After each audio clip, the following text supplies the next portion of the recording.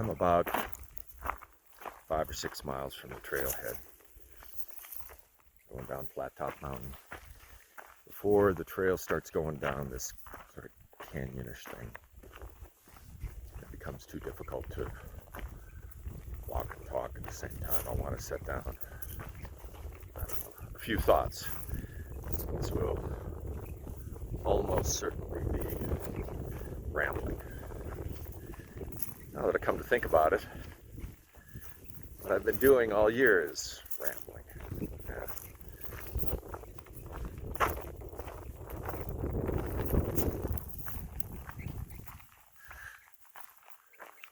What is a through hike? What is this through hike then? How do I think about it? What comes to mind? What comes to mind first is the sense of gratitude.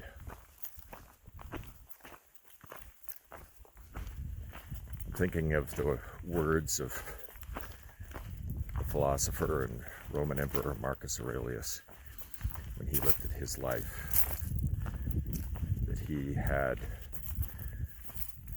good family, good friends, good teachers, good kinsmen, nearly everything good. And when I look at my life and the opportunities and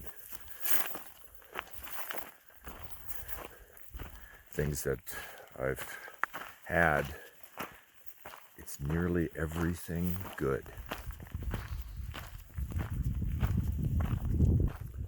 I find myself in Glacier National Park, maybe something too many of us take for granted.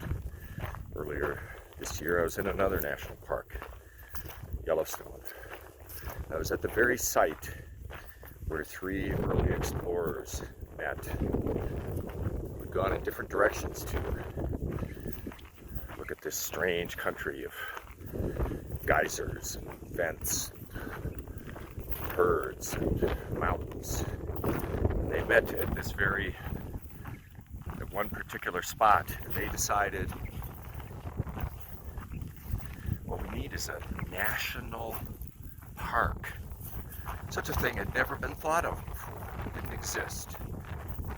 It started here in America. A park that will be set aside forever to protect the natural wonders for future generations. The CDT goes through a few national parks. Goes through national forests, many more national forests.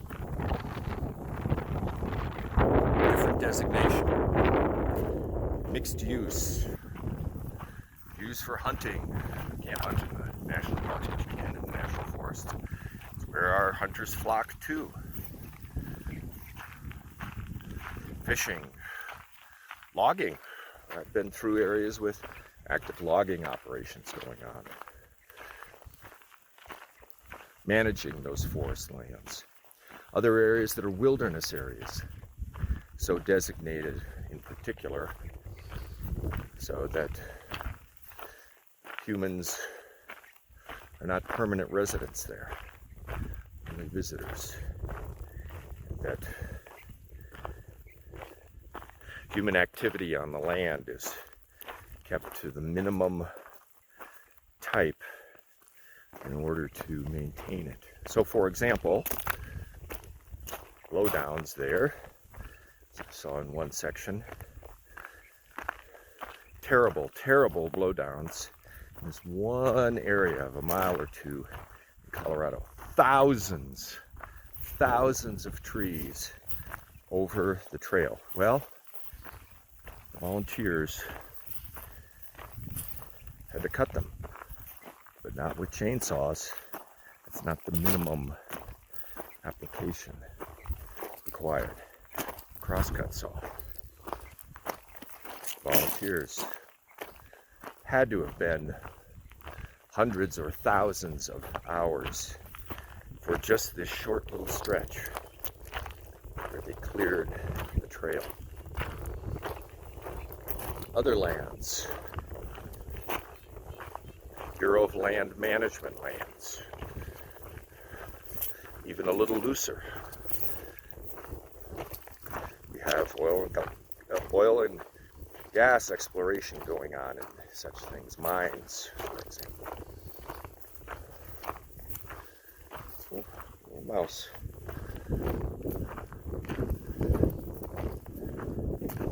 One thing that has become clear to me is that we are underfunding and have underfunded for a long time now these federal agencies that manage the different areas that we have.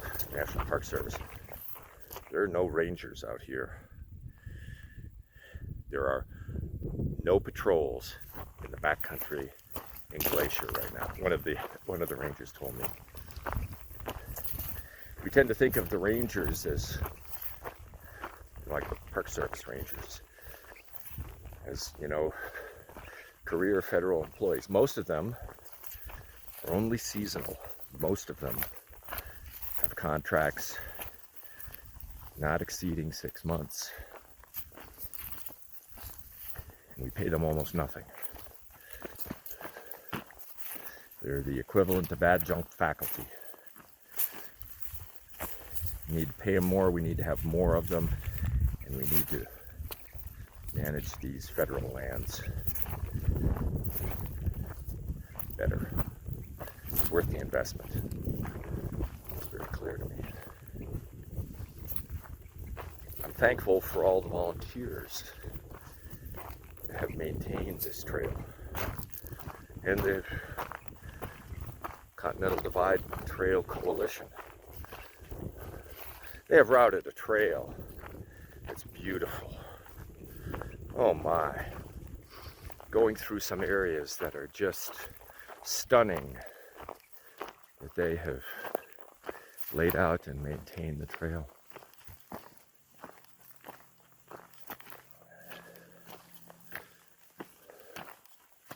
I'm thankful for my family.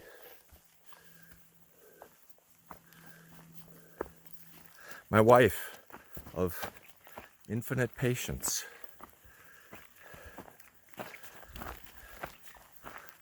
My kids, words of encouragement, sending me boxes of gear and food and things as I progress.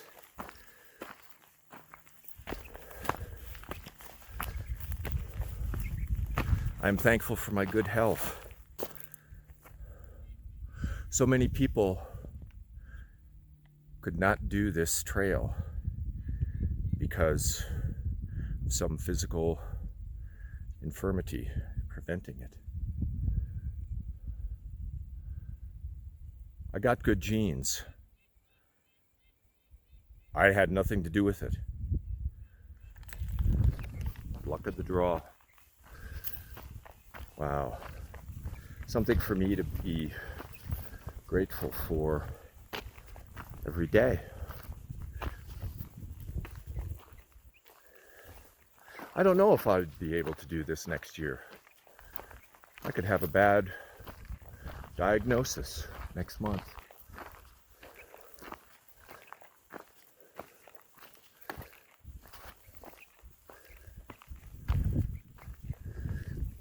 I know I'll die.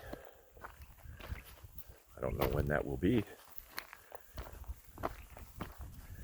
I do know something with certainty, however. That day is one day closer than it was yesterday.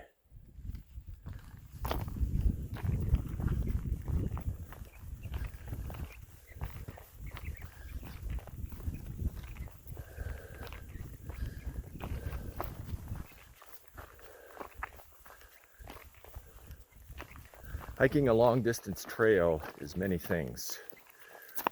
It can be a voyage of self-discovery. What do I want to do with the rest of those days left to me? It can be a process of healing.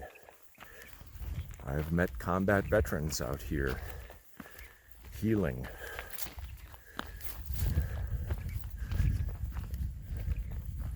The very first thru-hiker of any long-distance trail in America, Earl Schaefer, World War II combat veteran, who engaged in it to shake the ghosts of World War II from his mind.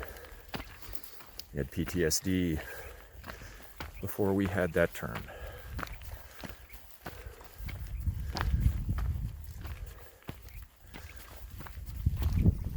I'm grateful for the time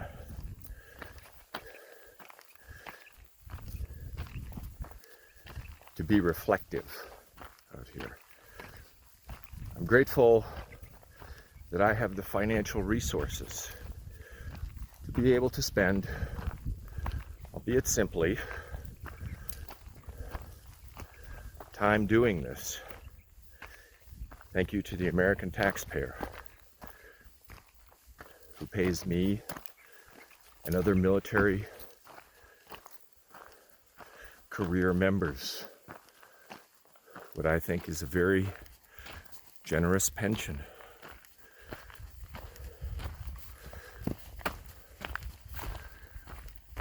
Thank you. Thank you.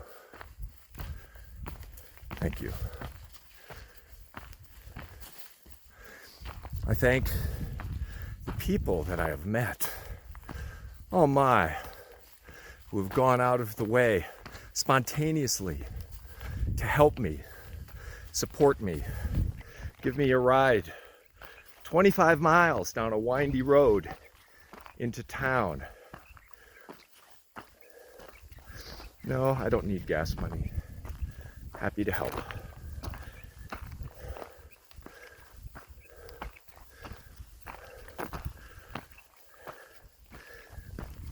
Thanks for the cap, Tim. Nice man and his wife from Iowa. Gave me his own stocking cap when I lost mine. This is the kind of generosity that is there in the American people.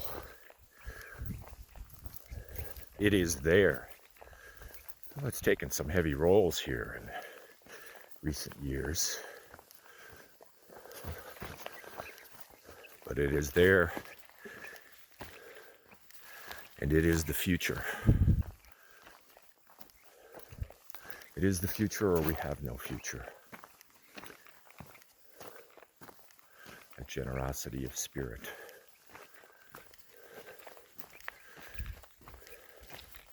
I've had a lot of time to be able to reflect on things. Listen to books on tape. Oh. Some really good ones. I can't tell you how many times I laughed out loud while I listened to Michelle Obama's Becoming. A very honest autobiography. I fancied myself as something of an expert on J.R.R. Tolkien until I listened to a book on Tolkien and the Great War, and I realized I knew next to nothing.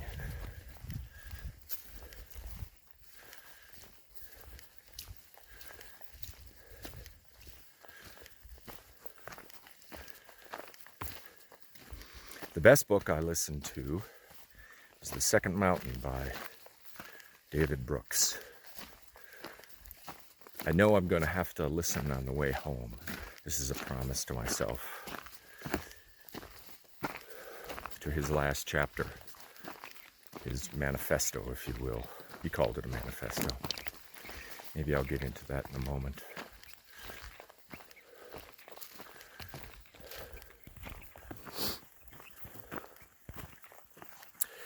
I listened to a couple books on quantum mechanics.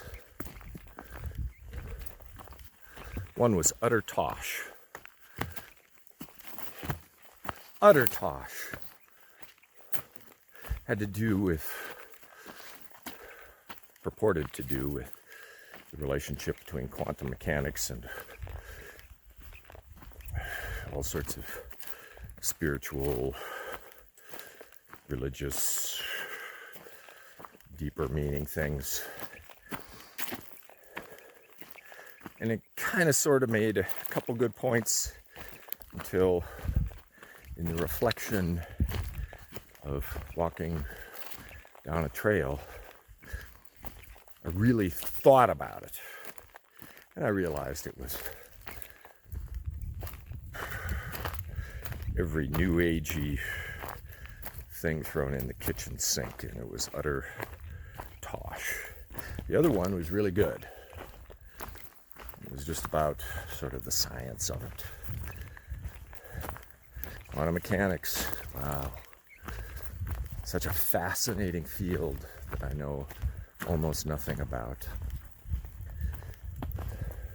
They apparently don't even teach the course to undergraduates. You have to wait till you're a graduate physics student before they introduce it to you, because it's so bizarre.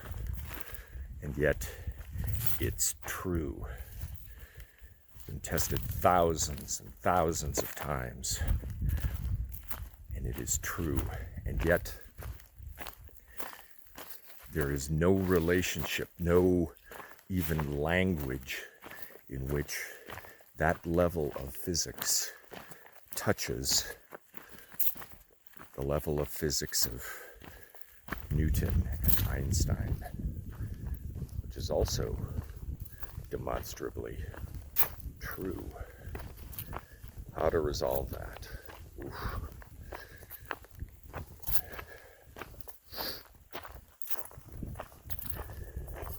When I did the thru-hikes of the Appalachian Trail and Pacific Crest Trail 2 years ago, one of the goals, it's going to sound embarrassing, one of the goals I had was to rediscover what had occurred to me to be the only original thought I'd ever had in my life.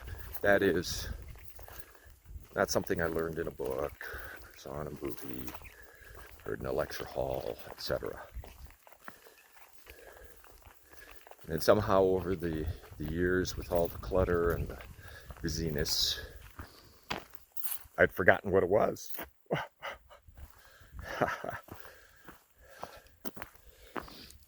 I'm not sure it's true, mind you. It has to do with probability theory, underlying statistics.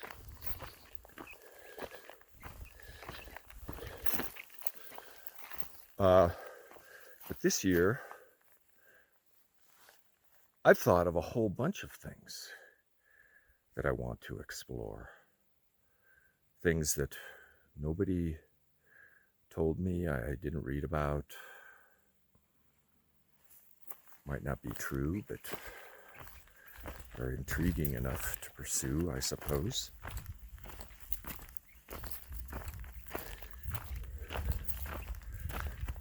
A lot of them also have to do with statistics and probability theory and things like that. Their application.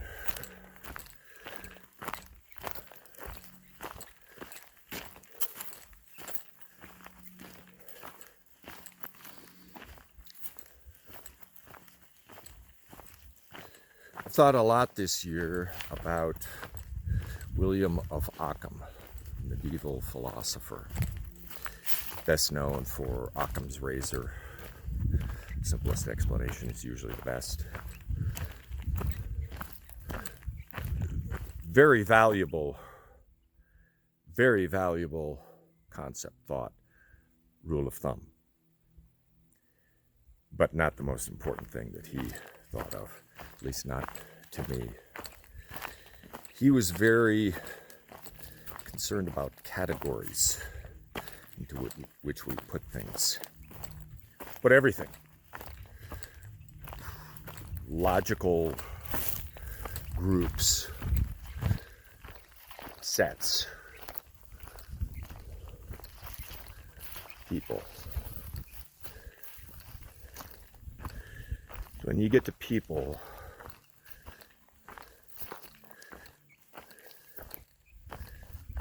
that really bad things can happen.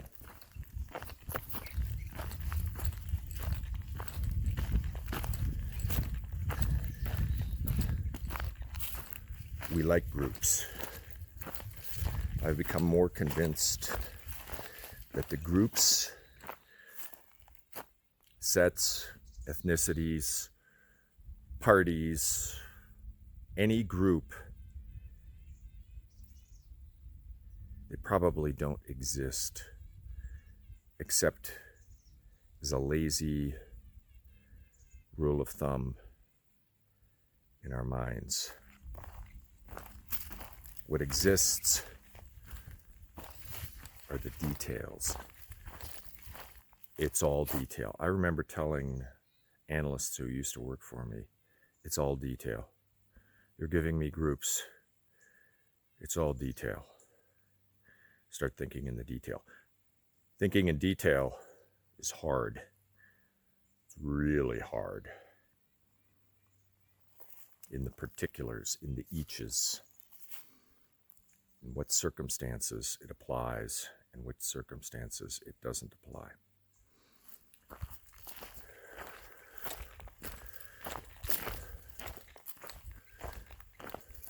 What's Barack Obama's ethnic group? Well, he will self-identify as an African American or black. He would not be wrong by the rules in which our society judges such things. But his mother was Caucasian. Oh, well, suddenly it's a little more complicated. And guess what? It's that complicated for everybody and for everything.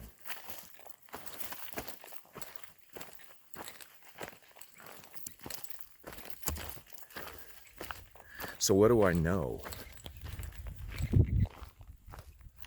I know another individual, another human being is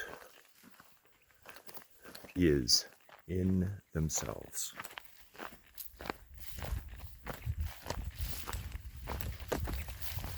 So I know in our form of secular government, under the 14th Amendment, that individual has equal protection under the law.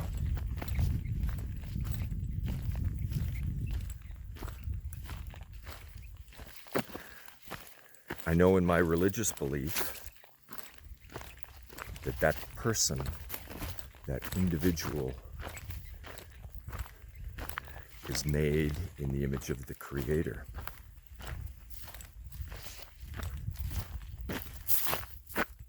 Just as much as I am.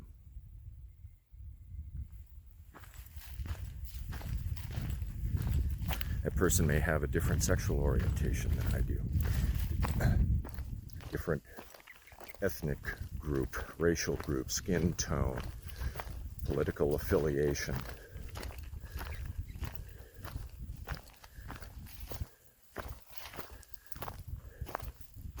My religious teachings and imperfect practice tell me that I am to treat that person with love. Not a little love.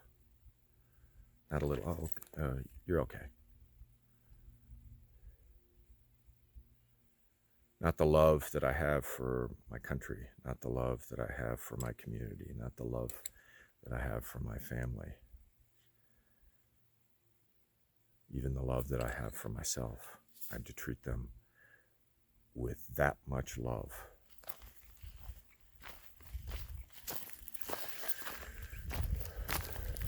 Imperfect practice indeed. But that's the standard.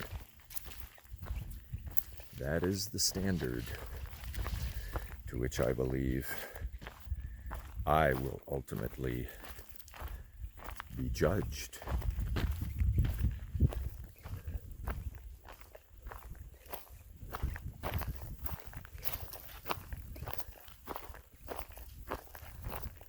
I'm grateful for this path through the forest.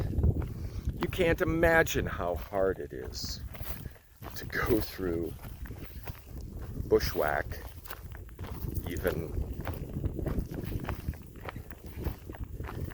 in a relatively open area like this, much less a dense forest.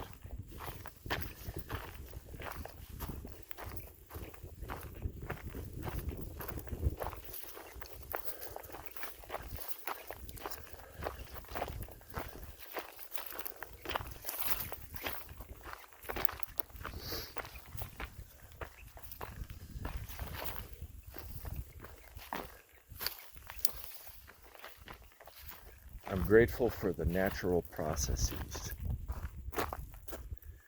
such as they are. I'm standing in the midst, as you can see, of an area that has been devastated by the pine bark beetle. I've gone through many areas that are like this that have already burned. Who knows when this happened? The pine bark beetle, invasive non-native species, began devastating American forests. And although it is an invasive species, Mother Nature has a way of adjusting imperfectly.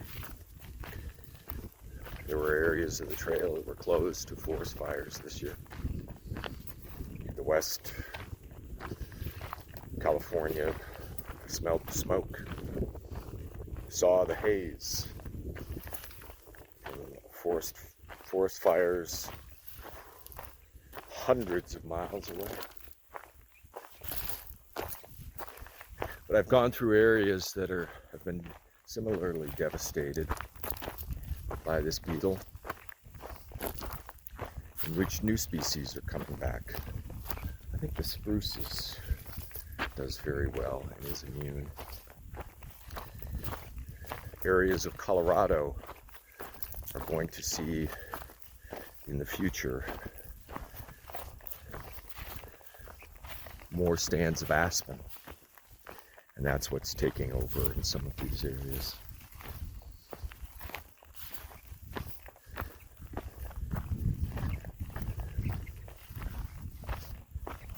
Mother Nature may seem cruel. We're not treating the earth correctly. We're not. Several places, many places, especially down in the southwest, in New Mexico, where I was earlier. There are springs on the map. There are springs that were used, and the equipment is still there. Troughs, hoses, cables, to use those springs for watering cattle on the land. Those springs are no longer there, and the equipment is derelict. Other places, there were windmills used to bring up water from below to water the cattle.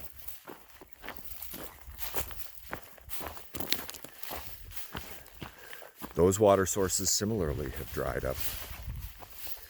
The water table dropping, and they can no longer use those. What that has done to the ability to sustain cattle ranching, I don't have a good feel, but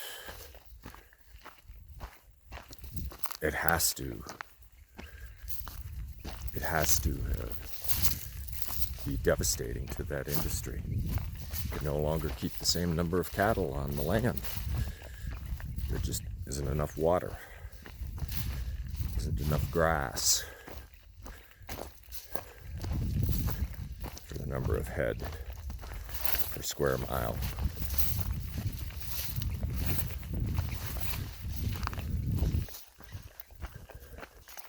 climate's changing as a result of our man-made actions. And it's having pretty severe economic consequences that are hard to predict.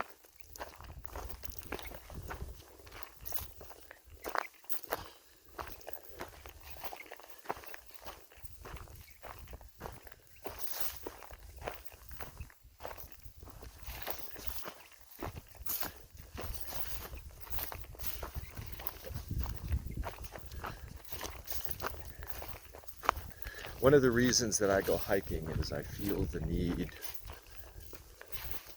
to engage in a long distance hike like this, which is not just hiking. I and the other CDT through hikers, we're not just going around a racetrack, at some athletic field. We're not even out in the wilderness just endlessly doing the collegiate loop in Colorado. It's sort of a directed activity. One of the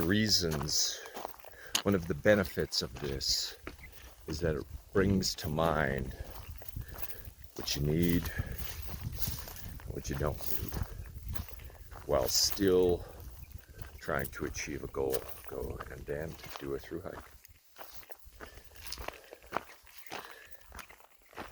Through this discipline, if you will, form of asceticism, almost monasticism in some ways, you discover you don't need much. What I need is right here. And stopping in time to time, get some food. Shower's great. Laundry, which I haven't had in about 3 weeks. It's always good. You don't need much. Modern society tells you you won't be happy unless you have this or that. You need a toy. You need a second home. You need granite countertops. You need this special kind of toothpaste.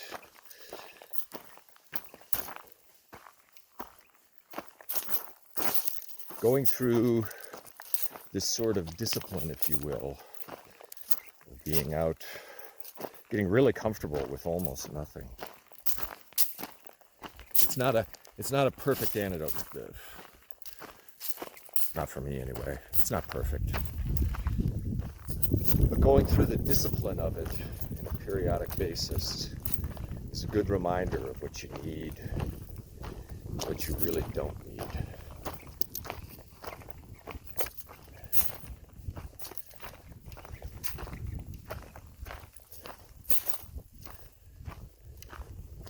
I was thinking of, as I woke up this morning, the concept of self-care, which has become very popular. It seems like a watered-down version of self-indulgence, selfishness maybe, self-centeredness certainly. Self-care. I need this, I need that, I deserve this, I deserve that. The problem is, when you get this or that, almost invariably, you're not satisfied. I need more. Yeah, that was just a start. Yeah, that was yesterday. I need more. I need another home. I need another man toy.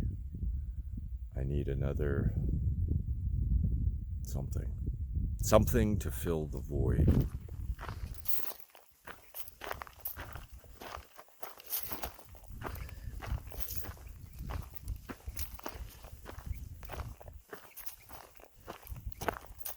People in Cadillacs don't pick up hikers like me. I think they're afraid. People who got an old beat-up pickup, got nothing, no problem. They don't see me as a threat. They see me as a fellow human being who they can help. They can help. And I would appreciate it, Rod. Thank you very much. It's starting to rain.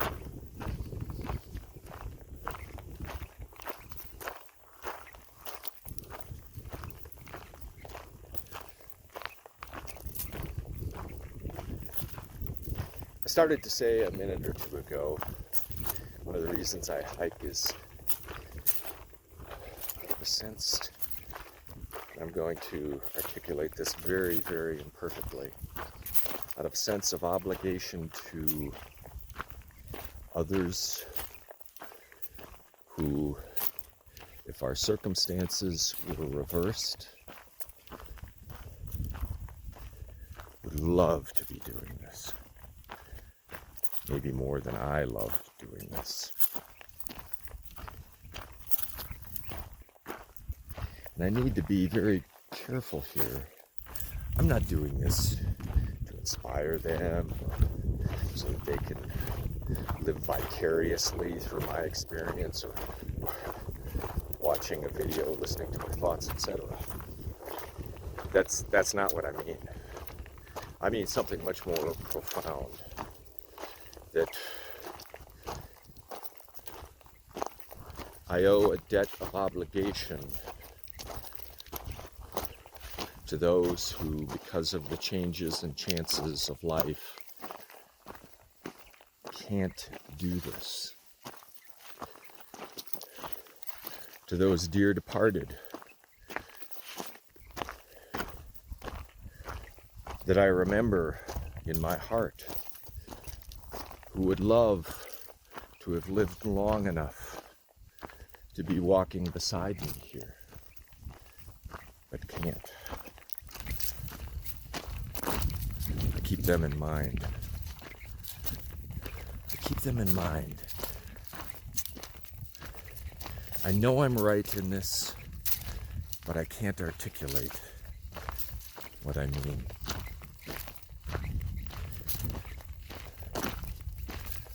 I owe it to others, and not in a way that is self-centered to me.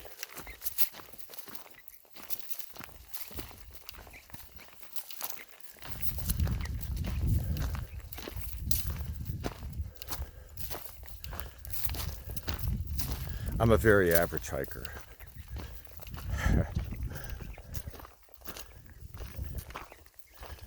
I don't go very fast.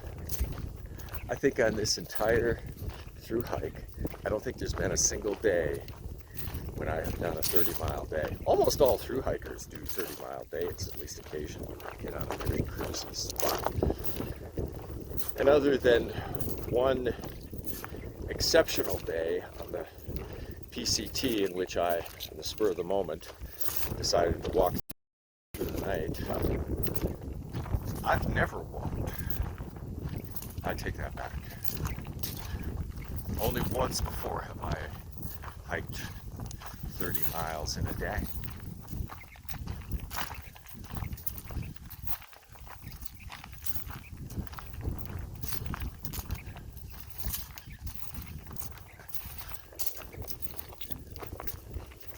I've had shin splints the whole way. Some days they don't hurt too much.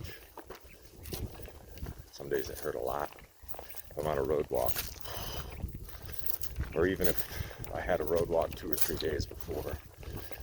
Or even a flat spot of trail, in which I'm not sort of changing the gait of my stride.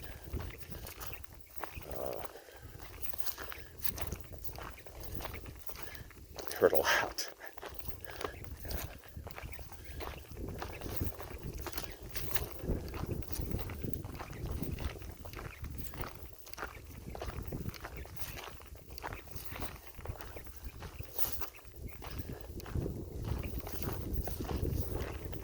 I'm not even bilaterally symmetrical.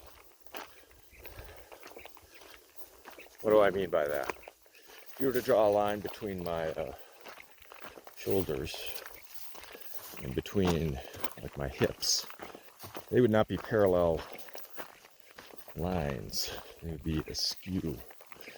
So that my left hip is further forward than my right. Most people would not notice it. I can tell it when I'm walking. I can tell it even from watching a video clip that the stride of my two legs is different. So I think I'm not very efficient as a walker. Sort of flop and move around. I see people with a very liquid gait, and I just am in envy and in awe.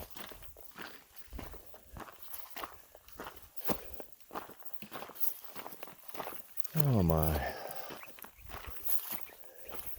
It's a beautiful day. Watching the birds. Enjoying the view, enjoying the sun. Keeping a little lookout for the grizzlies. Haven't seen one. Not today. Not this whole trip.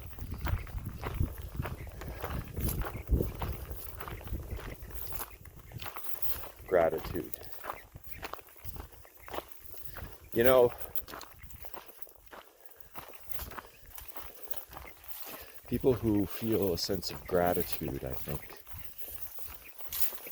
every day, in every little thing, are happier. Oh, that hamburger tastes good.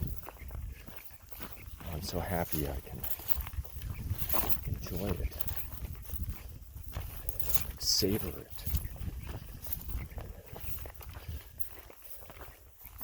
I remember several years ago, I was section hiking the AT. I had a bag of mixed nuts and I think some M&Ms. And I would pick out one little bit and say to myself, I'm going to enjoy this cashew.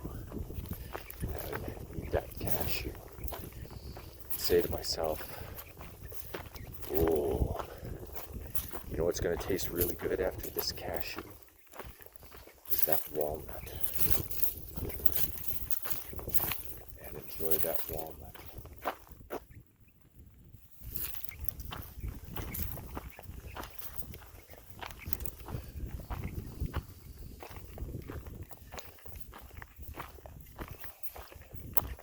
Best book I listened to this year, David Brooks' The Second Mountain, published a couple of years ago.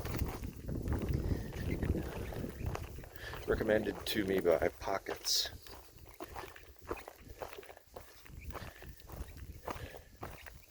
The second mountain, as he defines it here, is when people going through their life, going through their career, going through their life, realize that the first mountain, that of I need to take this job, that job, this opportunity, no longer satisfies, and they go through a valley, sometimes a very deep, dark valley. Nothing makes sense anymore. Why am I doing this? Why am I commuting to work with a job I hate? What am I doing here? What's the purpose of my life? And the second mountain is when they find something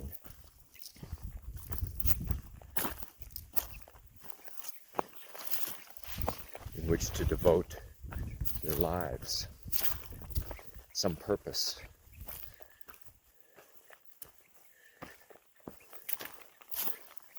It's usually not something grandiose. It's usually a problem right in front of them that they try to help out. And these people tend to be happy people. They may not have 27 homes. They may not have a Rolls Royce, a fast boat,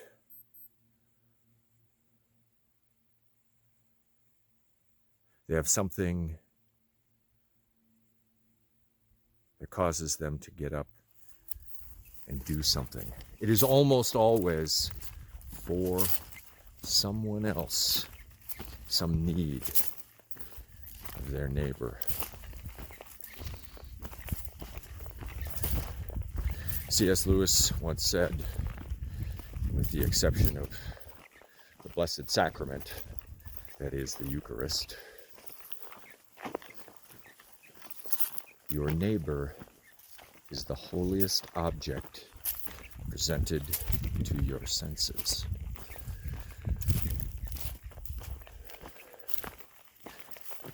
And the people who are climbing the second mountain, frustrating, 2 steps forward, 1 step back, but because they see the top of the mountain, they can continue to climb, and they know the mountain that they are on is worth climbing.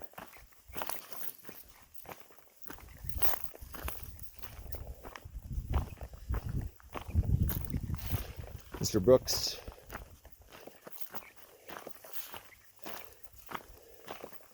Brooks draws a distinction between 2 diametric things, collectivism and hyper-individualism. Collectivism, we all got to do this. We need a program to do something. We're all going to do it. Hyper-individualism, it's all about me. It's all about me.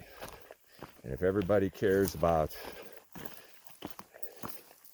their me, everything's great.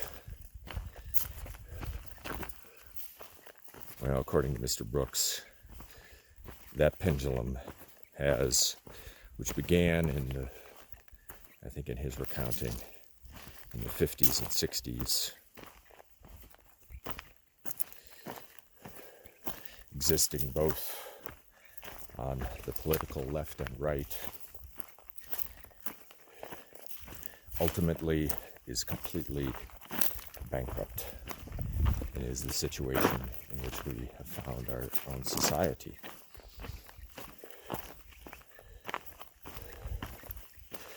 In which we have descended into tribalism.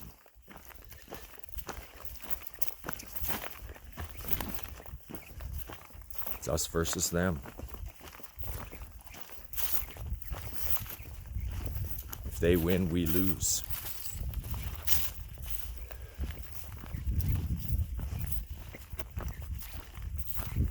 And it's life or death on every single issue.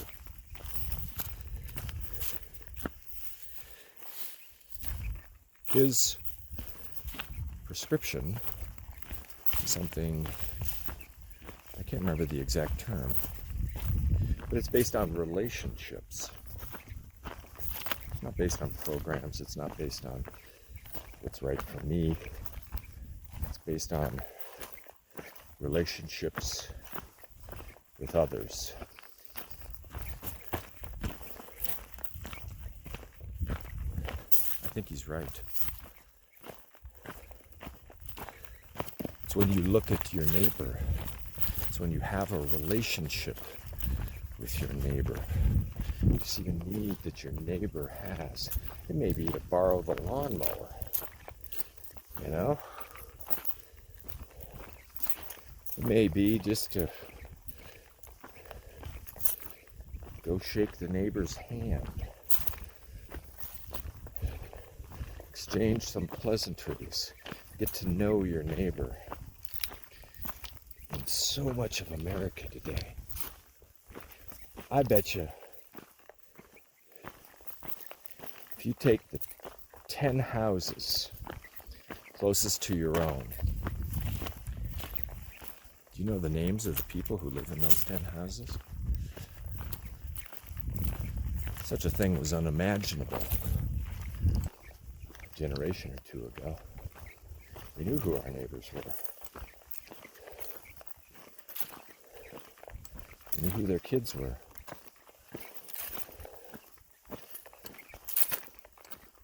We knew where they went to school.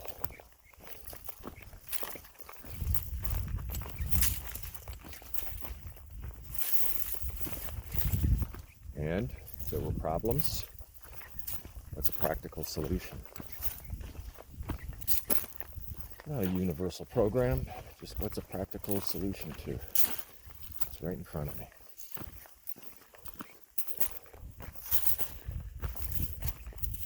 I think he's right. I think he's right.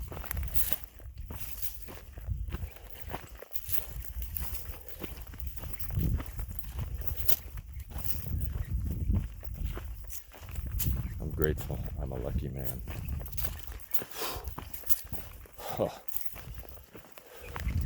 And I'm lucky to have completed this trail. 3/4 of the people who set out to do a thru-hike, and it's consistent through the years and on each one of the 3 major trails, 3/4 of them don't make it.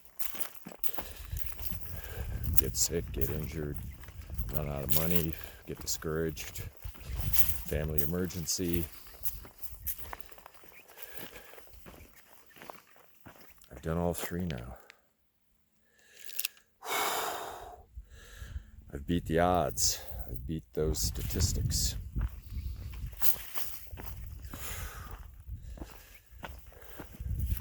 I nearly died in the Spanish Peaks. On this little traverse in the rock. I didn't stumble. Nothing I could have done or did or failed to do that nearly caused a near fatal accident. The ground just went out from under my feet and there was nothing to do.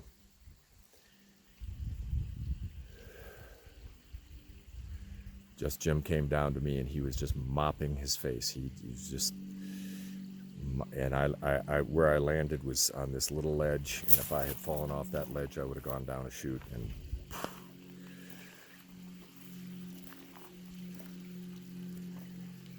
he was just mopping his face, unnerved, so his pockets. I got lucky. I'm a lucky man. And for that, I have to have a sense of gratitude. Are you a lucky person? You might be luckier than you think.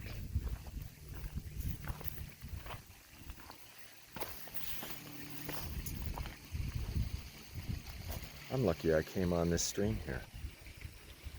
I was feeling a little parched. After now 53 minutes of rambling.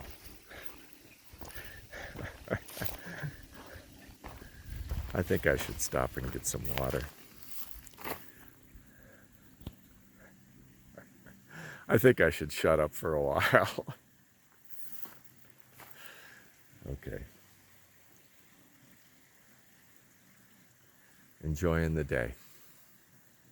And I hope to get to East Glacier today. And I hope to be able to see just Jim and Pockets before they set out into the glacier tomorrow morning. That's why I'm leaving early here. I don't want them to do